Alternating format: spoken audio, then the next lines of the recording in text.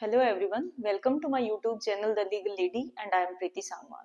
और हम कर रहे हैं बीएनएस की लेक्चर सीरीज। पिछली क्लासेस में हमने पढ़ा रेप की डेफिनेशन, उसके बाद हमने पढ़ा उसकी पनिशमेंट के बारे में। सेक्शन 63 और 64 जो मोस्ट इंपोर्टेंट मुझे लगते हैं इन वाले ऑफेंसेस के रिगार्डिंग, जहां आपको बेसिक समझने की जरूरत है, तो वो हम ऑलरेडी कवर कर चुके हैं।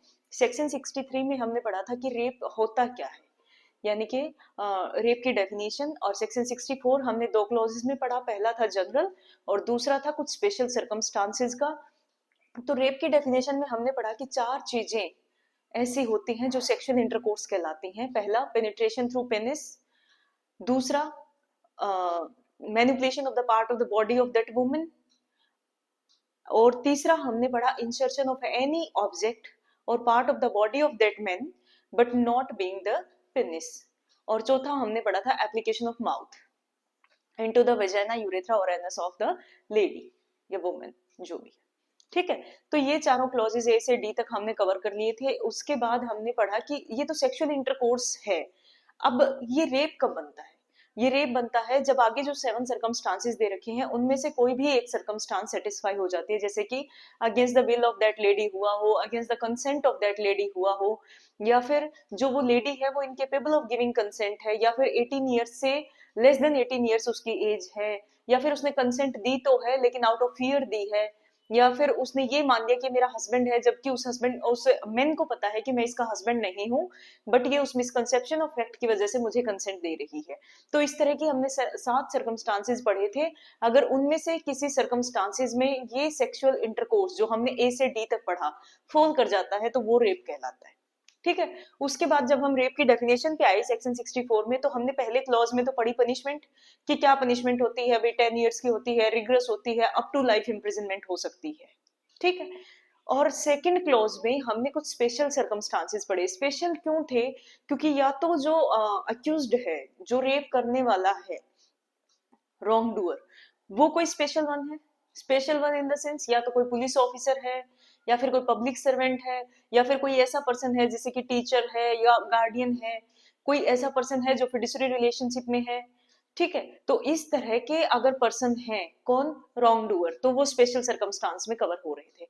दूसरा, अगर मान लो वो तो नॉर्मल पर्सन है, जो रॉन्ग डूअर है उसके साथ ऐसी कोई सर्कमस्टांस या ऐसी कोई कंडीशन अटैच नहीं है, लेकिन जो विक्टिम है वो बहुत ज्यादा वल्नरेबल है। बहुत ज्यादा वल्नरेबल अगर हम कहें, जैसे कि कोई प्रेग्नेंट लेडी है, ठीक है, कोई ऐसी लेडी है जो इनकेपेबल ऑफ गिविंग कंसेंट है। तो इस तरह के अगर सर्कमस्टांसेस हैं जिसमें विक्टिम है वो कोई इस सिचुएशन से डील कर रही है जिससे वो और ज्यादा वल्नरेबल हो जाती है, या फिर कोई ऐसी सिचुएशन है जैसे कि कम्युनल या सेक्टेरियन वायलेंस हो रही है और उसका फायदा उठाकर कोई पर्सन क्या करता है, किसी लेडी का रेप करता है, किसी वुमेन का रेप करता है। तो इस तरह से कुछ स्पेशल सर्कमस्टांसेस थी। किसी वुमेन पे रिपीटेडली रेप किया जाता है, ए से लेके एम तक, यानी कि 13 ऐसे सर्कमस्टांस हमने पढ़े थे जिसमें पनिशमेंट और ज्यादा बढ़ जाती है, क्योंकि मिनिमम पनिशमेंट तो सेम है कि 10 इयर्स तक इम्प्रिजनमेंट दी जा सकती है और वो रिग्रेस इम्प्रिजनमेंट रहेगी। और ये इसकी मैक्सिमम जो एक्सटेंट हो सकती है वो लाइफ इम्प्रिजनमेंट है। लेकिन यहाँ पे जब हम लाइफ इम्प्रिजनमेंट की बात करेंगे तो वो life imprisonment shall mean reminder of that person's natural life. ठीक है, प्लस फाइन, फाइन उसमें एडेड रहेगा ही रहेगा। खासकर सेक्सुअल ऑफेंसेस में फाइन को ऐड किया गया है, और वो फाइन कैसा होना चाहिए? जस्ट एंड रीजनेबल होना चाहिए। यूज कहाँ पे होगा? दिया किसको जाएगा? उस वुमेन को दिया जाएगा जो विक्टिम है, उसके ट्रीटमेंट के लिए, उसके रिहेबिलिटेशन के लिए। सारा कुछ आज भी हम पढ़ेंगे। तो अब हम प्रोसीड करते हैं सेक्शन 65 से। सेक्शन 65 क्या कहता है? Punishment for rape in certain cases. ठीक है, punishment for rape in certain cases यहाँ पे जो हम पढ़ेंगे, क्योंकि हम रेप की डेफिनेशन में देखेंगे कि जितनी हीनियस या फिर जितनी क्रूअल सिचुएशन होती जाती है उसी हिसाब से, और इवन क्रिमिनल ज्यूरिस्प्रूडेंस का ये रूल ही होता है कि जितना बड़ा क्राइम है उतनी बड़ी पनिशमेंट है। तो यहाँ पे भी क्या हो रहा है कि पहले हमने जनरल पनिशमेंट पढ़ी थी, उसके बाद हमने कुछ ऐसे सर्कमस्टांसेस पढ़े जहां पे आप कहीं ना कहीं या तो भरोसा करके चलते हो, एक इंसेस्ट काइंड ऑफ ऑफेंस है, जैसे कि किसी के फादर ने, अंकल ने, मेटरनल अंकल ने किसी का रेप किया हो, या फिर आर्म्ड फोर्सेस के पर्सन ने ऐसा किया हो। यानी या तो उनको लॉ ने ड्यूटी असाइन कर रखी है सिक्योरिटी प्रोवाइड करने की, प्रोटेक्शन प्रोवाइड करने की, और वो अपनी ड्यूटी का तो मिसयूज कर रहे हैं, प्लस एक क्राइम भी कर रहे हैं, तो वो स्पेशल सर्कमस्टांस में 64 क्लॉज डील करता है और उनके लिए पनिशमेंट और ज्यादा हो जाती है। अब एक तीसरी कंडीशन भी आती है। तीसरी कंडीशन क्या कहती है, कुछ एक केसेस इनमें इसमें दे रखे हैं जिसमें पनिशमेंट और भी ज्यादा बढ़ जाती है, और वो सिचुएशन क्या है, पहला है who ever commits rape on women under 16 years of age. ठीक है, अगर अबव 18 है, अगर कोई वुमेन अबव 18 है लेकिन उसकी कंसेंट के बिना, उसकी विल के अगेंस्ट उसके साथ अगर सेक्सुअल इंटरकोर्स होता है तो वो रेप कहलाएगा। ठीक है, अगेंस्ट कंसेंट होना चाहिए, पहली कंडीशन उसमें ये रही। अच्छा, अगर कोई वुमेन बिलो 18 है तो हमने पढ़ा सेक्शन 63 में कि उसकी कंसेंट मटेरियल है ही नहीं, मैटर ही नहीं करता, क्योंकि उसकी कंसेंट वैलिड कंसेंट ही नहीं है। हम ऐसे मान के चलते हैं कि जो कोई भी पर्सन अडल्ट नहीं है, जिसकी भी एज अभी 18 नहीं हुई है, तो हम मानते हैं कि वो लीगली केपेबल ही नहीं है कंसेंट देने के लिए। उसको नहीं पता कि मैं जो एक्ट कर रहा हूँ उसके नेचर एंड कॉन्सिक्वेंसेज क्या हो सकते हैं, इसलिए उसकी कंसेंट इमेटेरियल मानी जाती है। और उन केसेस में हमने उसमें रेप के लिए पनिशमेंट डिसाइड कर रखी है। अब सिचुएशन आती है कि बिलो 18 तो है ही है लेकिन अंडर 16 है, यानी कि 16 साल से कम की अगर किसी लड़की का रेप होता है तो उसमें सजा क्या रहेगी। तो यहाँ पे जो पनिशमेंट है वो और ज्यादा बढ़ा दी गई है। हमने अब तक जो सेक्शन पढ़े 64 के जो 2 क्लॉज पढ़े, तो हमने देखा कि मिनिमम पनिशमेंट वहां पे 10 इयर्स थी, लेकिन इस वाले केस में मिनिमम पनिशमेंट क्या है, 20 years rigorous imprisonment, simple without labour, rigorous with labour. तो यहाँ पे जो मिनिमम पनिशमेंट रहेगी वो कितनी रहेगी, मिनिमम 20 साल रिग्रेस इम्प्रिजनमेंट। और मैक्सिमम कितनी जा सकती है, मैक्सिमम लाइफ इम्प्रिजनमेंट। और लाइफ इम्प्रिजनमेंट का मतलब क्या रहेगा, remainder of that person's natural life, यानी कि कोई फिक्स टर्म कोर्ट नहीं दे सकता कि 15 साल 16 साल 20 साल, नहीं, remainder of that person's natural life. ठीक है, प्लस फाइन इंक्लूडेड रहेगा ही रहेगा। ठीक है, तो ये वो वाले केस इन्होंने दिए जिसमें किसी जो विक्टिम है वो किस एज की है, अंडर 16 इयर्स ऑफ एज। इसके बाद इस क्लोज के साथ दो प्रोवाइजोज अटैच हैं। पहला प्रोवाइजो क्या कहता है कि जो फाइन है वो क्या होना चाहिए, just and reasonable to meet the medical expenses plus rehabilitation. जो हम विक्टिमोलॉजी की थ्योरी पढ़ते हैं तो उसका मेन मकसद ये है, विक्टिमोलॉजी आपकी क्या कहती है कि जो विक्टिम की है उसकी स्टडी करनी है हमने। अब हुआ क्या कि मान लो किसी वुमेन का रेप होता है और जो अक्यूज्ड है लास्टली वो कन्विक्ट हो जाता है, उसको जेल में डाल दिया गया, तो उसको लाइफ इम्प्रिजनमेंट भी दे दी गई, लेकिन क्या इससे उस विक्टिम को कुछ फायदा हुआ? ठीक है, एक कंटेंटमेंट आ जाती है, एक सेटिस्फेक्शन आ जाता है कि मेरे साथ गलत हुआ था तो उसकी सजा सामने वाले को मिली है। लेकिन क्या इतना भर होने से जो एक लेडी जो रेप की विक्टिम है उसको आप ये उसको रिहेबिलिटेट कर पाए, या फिर उसके साथ जो इनजस्टिस हुआ है उसकी प्रोपोर्शनेट उसको वापस से कुछ दे पाए?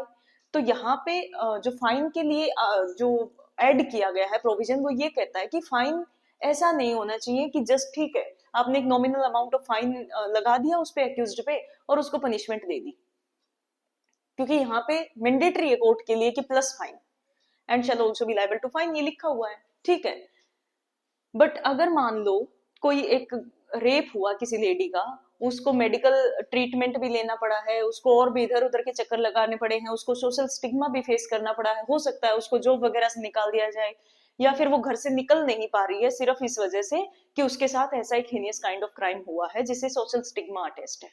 ठीक है, तो उन केसेस में विक्टिमोलॉजी आपकी ये कहती है कि उस विक्टिम को इस हद तक आप अपलिफ्ट करो कि वो मेन स्ट्रीम में वापस से आ जाए, और उसको करने का तरीका एक ये भी तो है ना कि उसको मॉनेटरी हेल्प मिल जाए कहीं से, ताकि वो अपने मेडिकल जो भी उसको केयर एंड अटेंशन चाहिए वो आराम से ले सके, प्लस खुद को रिहेबिलिटेट कर सके किसी भी तरीके से, जो उसके कुछ टाइम उसका बीच में ऐसा निकलता है जिससे वो स्टिग्मा से या फिर उस फ्रस्ट्रेशन से निकल नहीं पा रही है, तो उस टाइम पे कम से कम वो बैठ के खा सके अगर कहीं जॉब वगैरह कर रही है, या फिर जो भी उसको नुकसान हुआ है। और यहाँ पे हमने पढ़ा कि रेप के केसेस में सिर्फ आपको फिजिकल हार्म नहीं होता, रेप वाले केस में जो विक्टिम है उसको साइकोलॉजिकल हार्म भी होता है और उसको फिजिकल हार्म भी होता है। हमने पढ़ा था कि कुछ एक डिसीजंस में इवन ऑनरेबल सुप्रीम कोर्ट ने भी ये कहा है कि रेप तो बाकी जितने भी ऑफेंसेस हैं, चाहे वो मर्डर है, उससे भी कहीं ना कहीं ज्यादा हीनियस है। ठीक है, क्योंकि ये किसी की इंटीग्रिटी को खत्म करता है, इंटीग्रिटी को इफेक्ट करता है, किसी वुमेन को मतलब एज एन ऑब्जेक्ट यूज करता है। तो यहाँ पे इन्हीं चीजों को ध्यान में रख के बीएनएस में स्पेसिफिकली प्रोविजोज ऐड कर दिए गए हैं, ये आईपीसी में भी ऐड किया गया था। ये कहता है कि फाइन दिया जाएगा, फाइन जो लगेगा वो कैसा होगा, जस्ट एंड रीजनेबल होगा, सिर्फ दिखाने के लिए फाइन नहीं होगा। आप उस फाइन को कैलकुलेट करेंगे कि क्या मेडिकल एक्सपेंसेस हैं और कितना अमाउंट इस लेडी के रिहेबिलिटेशन के लिए रिक्वायर्ड है। दूसरा प्रोवाइजो क्या कहता है, दूसरा प्रोवाइजो ये कहता है कि जो भी यहाँ से फाइन आएगा that shall be paid to the victim. जो अक्यूज से फाइन रिकवर किया जाएगा, 5 लाख, 7 लाख, 50,000, 1 लाख, जो भी है, अगर वो कन्विक्ट हो जाता है और एज ए पनिशमेंट उसको जब फाइन इम्पोज किया जाता है, तो जितना भी फाइन उससे रिकवर होगा वो सारा का सारा किसको दिया जाएगा, उस विक्टिम को दिया जाएगा जो रेप विक्टिम है। और मान लो वो इस सिचुएशन में कि उसके पास इतनी प्रॉपर्टी है ही नहीं, तो ऐसा नहीं है कि वो लेडी फिर ऐसा फील करेगी, हेल्पलेस हो जाएगी, नहीं।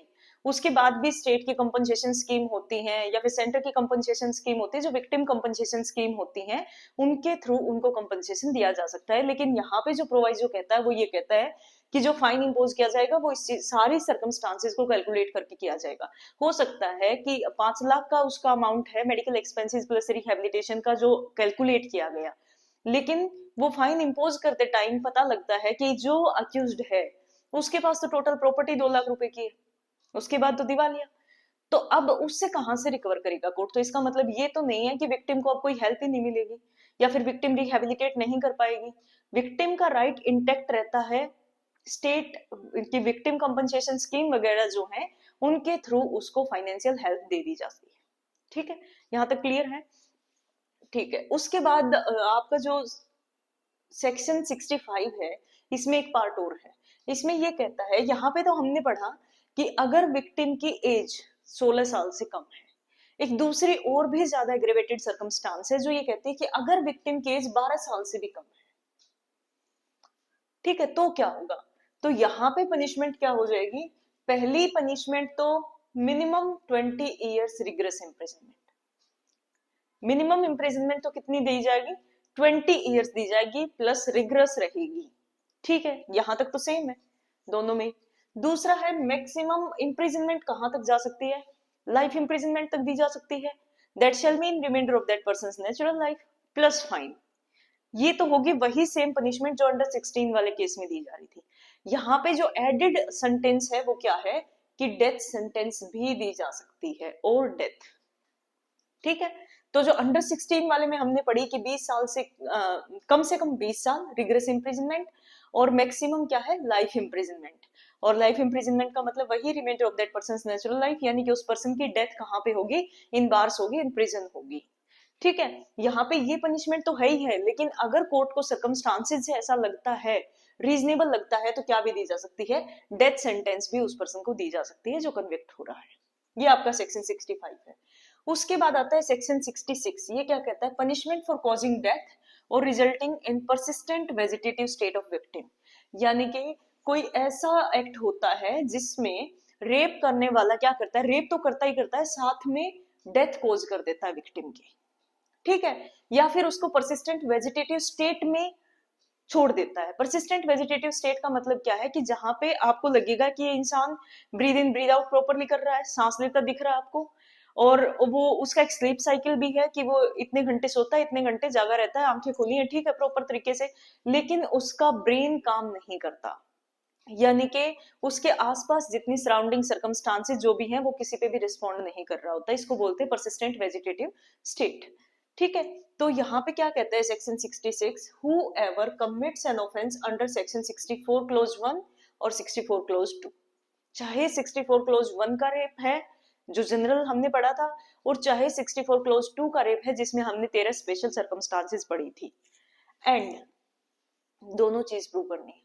इन कोर्स ऑफ सच कमीशन, जब वो ये एक्ट कर रहा है जो रेप की कैटेगरी में फॉल किया, सेक्सुअल इंटरकोर्स या फिर जो भी है, इंसर्शन है, पेनिट्रेशन है, एप्लीकेशन ऑफ माउथ है, जो भी है, inflicts an injury which causes death, तो वो रेप करते टाइम विक्टिम पे कोई ऐसी इंजरी कोज करता है जिससे अल्टीमेटली उसकी डेथ हो जाती है, ठीक है।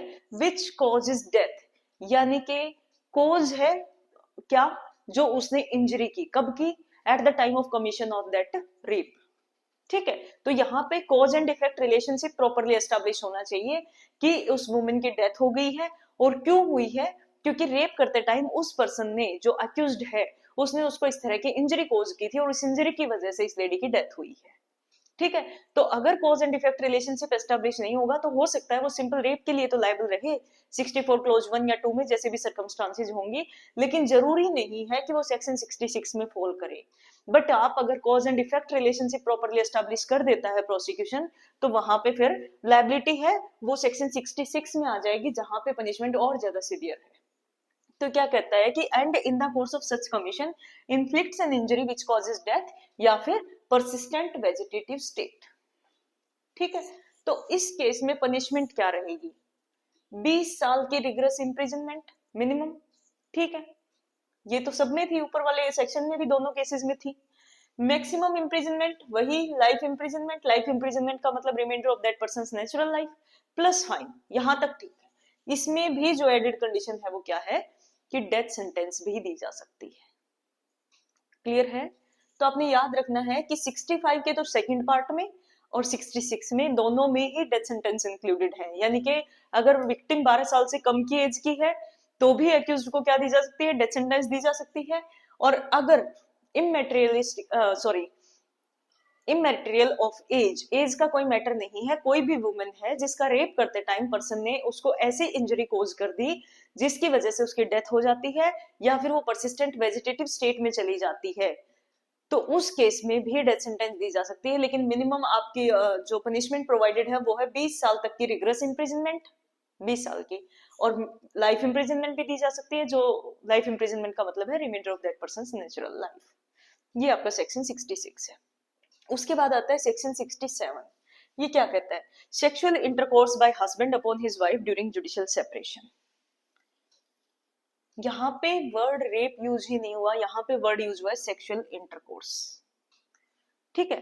तो ये कह रहा है कि हस्बैंड ने सेक्सुअल इंटरकोर्स किया, अपनी वाइफ के साथ किया, तो ये तो रेप में नहीं जाना चाहिए क्योंकि मैरिटल रेप तो क्राइम नहीं है इंडिया में।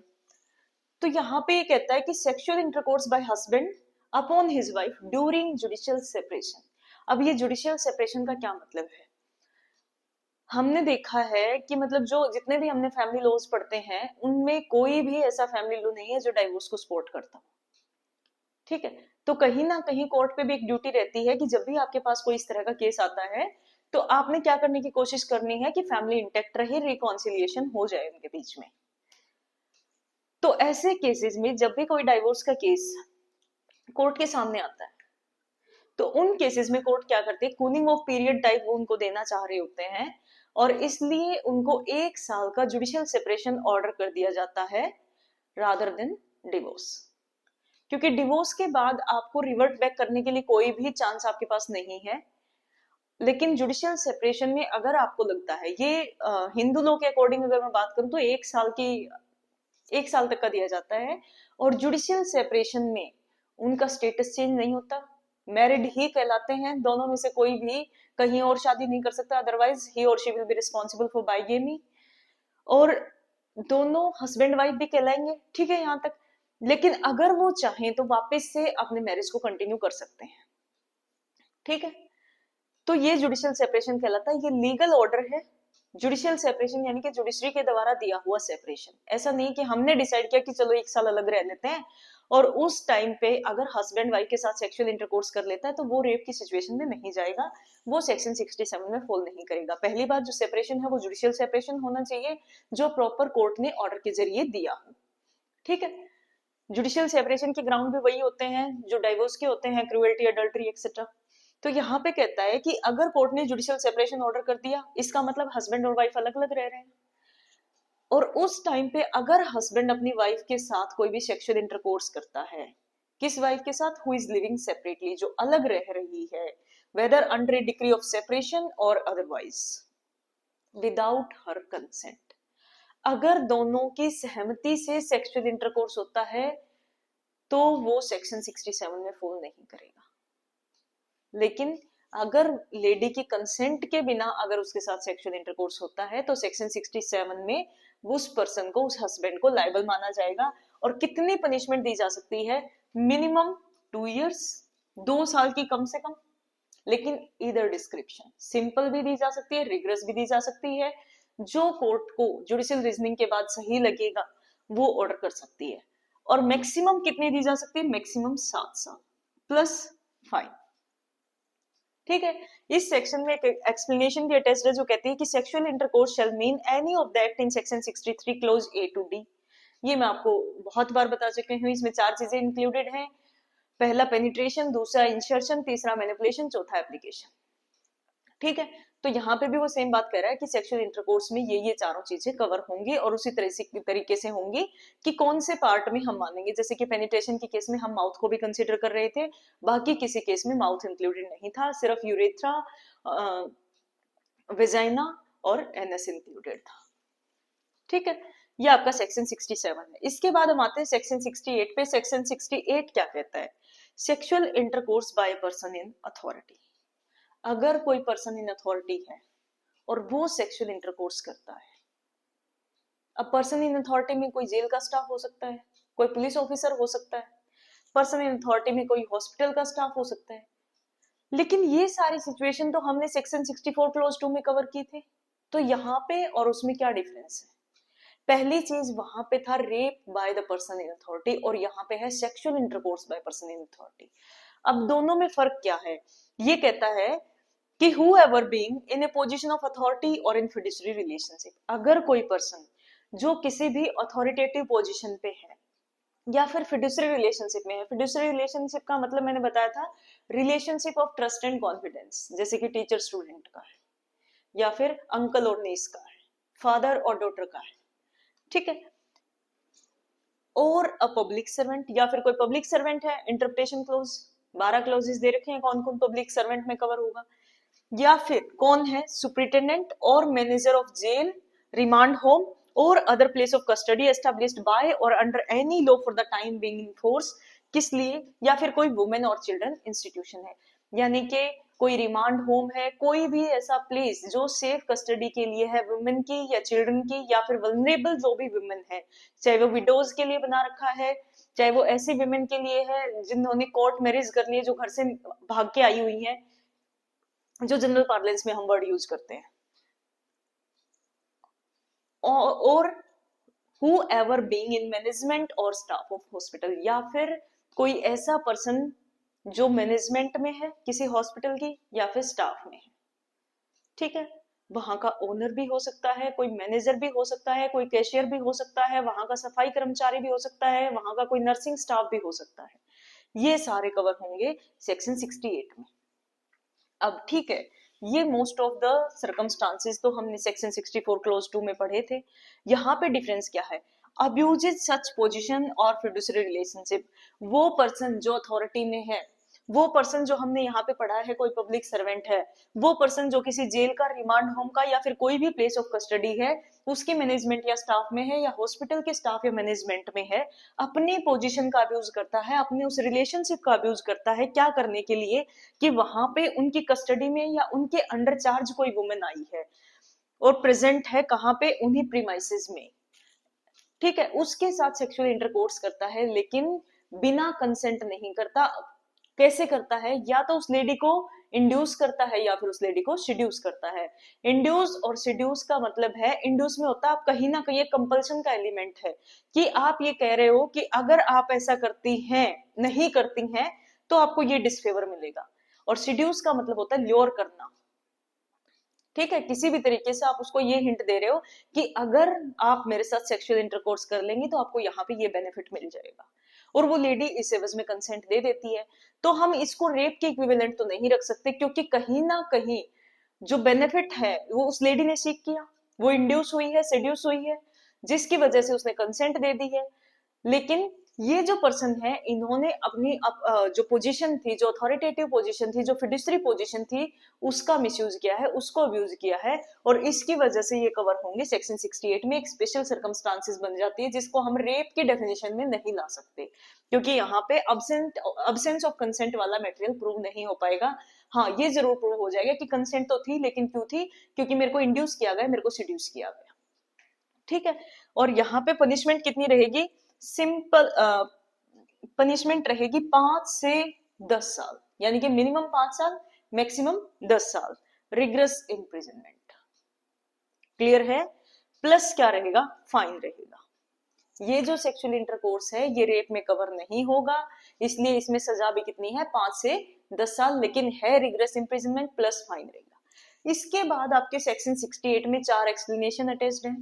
पहली एक्सप्लेनेशन वही कहती है कि सेक्सुअल इंटरकोर्स में क्या क्या कवर होगा। सेक्शन 63 के क्लोज ए से डी तक वही 4 चीजें इंक्लूडेड रहेंगी।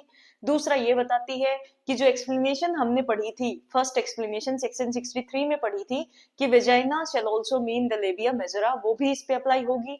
तीसरा इसमें बता रखा है कि जब भी किसी जेल की या रिमांड होम की या फिर प्लेस ऑफ कस्टडी की हम बात करते हैं, तो अगर वहां पे मैनेजमेंट से अलावा कोई और पर्सन भी है जो कहीं ना कहीं एक अथॉरिटेटिव पोजीशन पे है, जिसका डोमिनेंस है वहां के इनमेट्स पे, और उस पोजीशन का यूज करता है, तो वो भी इसी कैटेगरी में फॉल करेगा। और चौथी जो एक्सप्लेनेशन है वो ये कहती है कि अगर आपको हॉस्पिटल समझना है क्या होता है, या फिर वुमेन एंड चाइल्ड इंस्टीट्यूशन समझने हैं तो क्या होते हैं, तो हम उसको बोरो करेंगे सेक्शन 64 में, जो एक्सप्लेनेशन 4 हमने पढ़ी थी, वहां से हम इसकी डेफिनेशन लेके आएंगे। ठीक है। हॉस्पिटल का हमने क्या पढ़ा था? हॉस्पिटल का यही था कि परसेंट्स ऑफ हॉस्पिटल में ऐसी कोई भी चार दीवारी जहां पे मरीजों का ट्रीटमेंट किया जाता है, जहां पे मेडिकल अटेंशन के लिए लोग लाए जाते हैं, उसको हम हॉस्पिटल की डेफिनेशन में कवर करेंगे।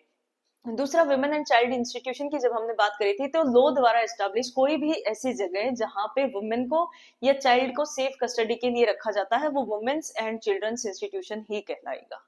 ठीक है। तो ये आपका सेक्शन 68 यहाँ पे कंप्लीट हो जाता है। आगे के सेक्शन आगे वाली क्लास में पढ़ेंगे।